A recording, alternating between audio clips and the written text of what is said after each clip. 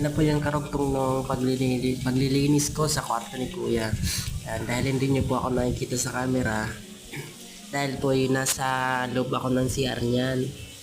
Ayun, nililinis ko yung bawat kasulok-sulukan ng kwarto na yan. Dahil yung mga tumira dyan, yung mga umupa dyan, maraming iniwang mga kalat.